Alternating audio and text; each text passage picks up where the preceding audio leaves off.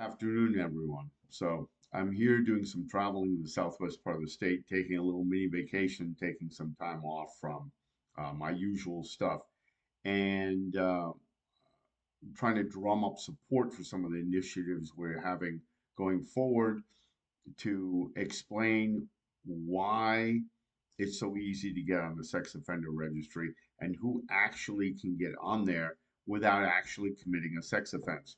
Remember, the sex offense against sex offender registry, as it's commonly called, um, is in its formal title has the word sex against minors.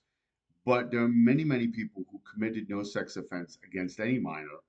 And a representative sampling of quite a few who never even attempted to do it against a minor. And that's something that most people don't really know. I've explained many, many ways that you can get onto the registry, behaviors that we all engage in, particularly in rural America, that nobody thinks about, but that actually is a class 6 felony here in Virginia.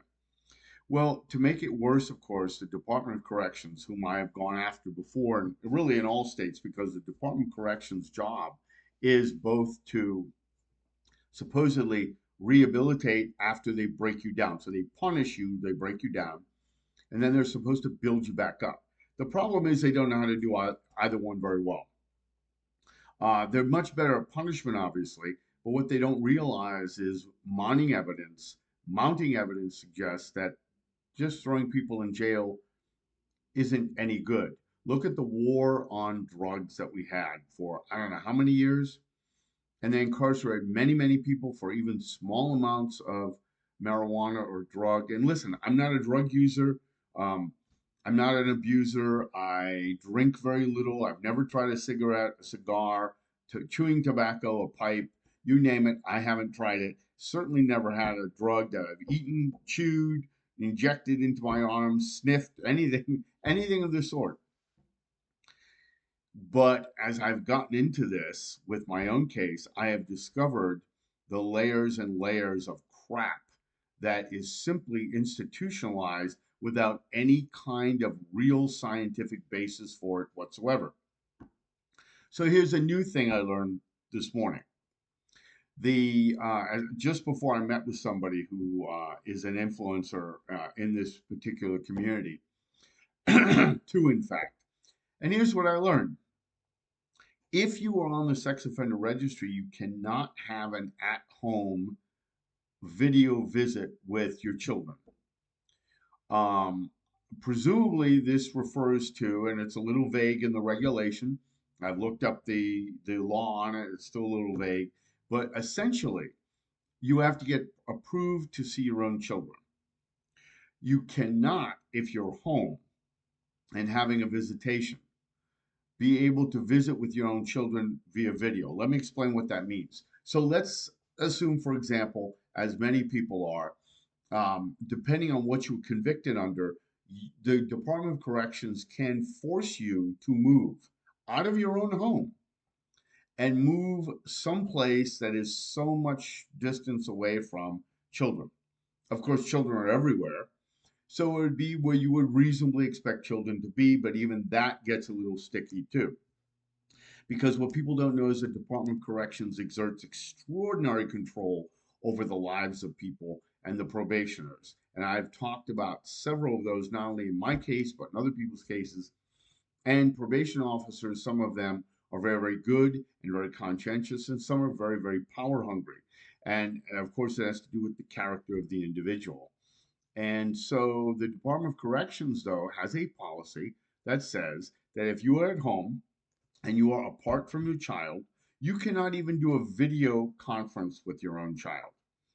You are not allowed to do that if you're at home visitation. Other people who are in prison get visitations for anything. Okay. Somehow being somebody who is on drugs, no problem. Somebody who is has a history of drinking and violence with their children, well, if their parental rights haven't been um, stripped away and stuff, they could get the right to communicate with their children.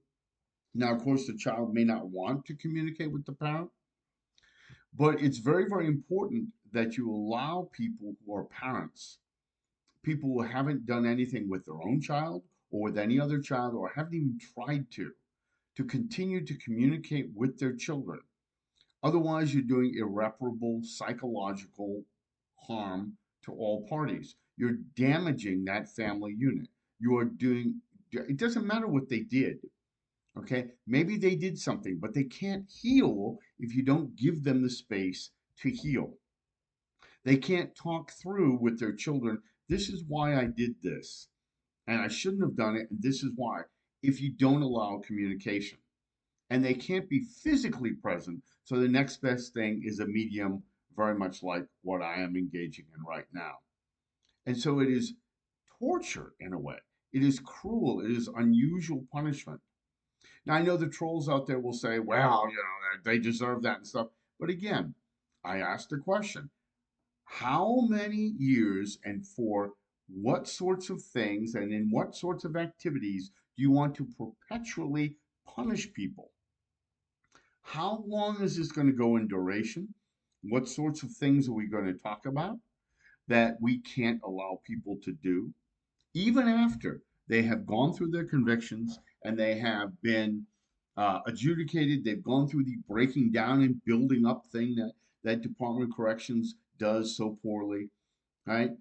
At what point are we going to allow these people then to get on with their lives?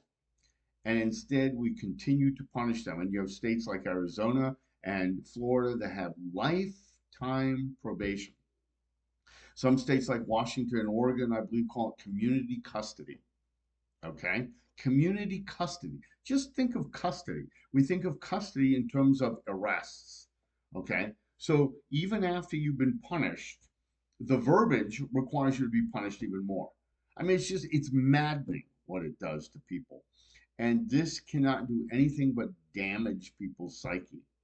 So, Department of Corrections in the Commonwealth of Virginia requires you to get special permission, and you cannot get any of the permission unless 6 months of no infractions, whatever that means. I say infractions. I remember I was in jail for 6 months, and in the fifth month or so, somebody called me a bunch of names, and I turned to say something to them because they did it as they often do, mumbling under their breath.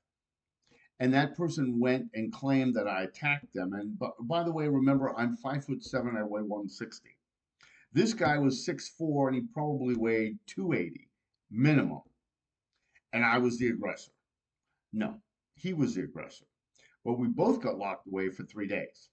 Now, fortunately, the people I was incarcerated with, the COs, some of them were jerks, but some were very nice. They were very decent. I was told many times by the jerks and the decent people, why are you here? You don't belong here. You shouldn't be here. I don't know how many times I was told that in 6 months. They knew I was pulled away by a ranking officer, and they sat me in a room and they said, look, we know that you didn't do this, but we have to hold you and we have to hold him so as to not show favoritism. I said, fine. And they returned me to my cell. And the usual protocol is to put somebody in another cell. That person was put back on the other side with the violent offenders. So, the Department of Corrections internally on the local level, it's only as good as the people who are there. There are many horror stories about it worse. So you can imagine what the regulation is and what actually gets done at places like River North, which is not far from where I'm sitting right now, at places like Wallens Ridge, at places like, um, well, there's really so many of them, aren't there? There's a lot of them. Red Onion, okay, comes to mind. But none of them are great. You've heard things about Greensville, which is one of the better ones, some people say, right? And the problem, of course, is that they don't have a lot to do. They don't have good education. They don't have good training. And I'm a little bit off what I intended to say here.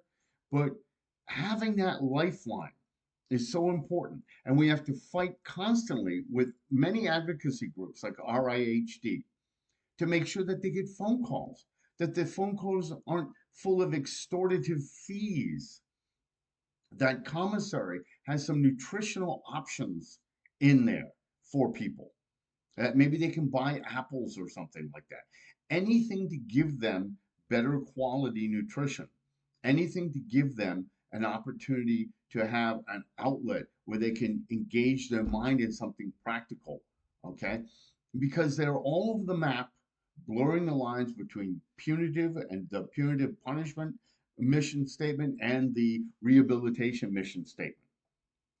And the argument when we have asked them, why is it that we can't do in-home visitations? And they've said, well, a child may walk into the frame. Really? You can't put the child over there, some other child? This is so important. Maybe they could sit off the frame, off camera, and talk. And you could tell them how much you love them if you're their father or their mother or something like that. It is simply unconscionable what the Department of Corrections here in Virginia and elsewhere are doing. And you need to be aware of that. Again, where does punishment end? Where does paying for your crime end and picking up your life free and clear begin? This is Norman Michael Ation for ICAC Unpacked. Have a good day.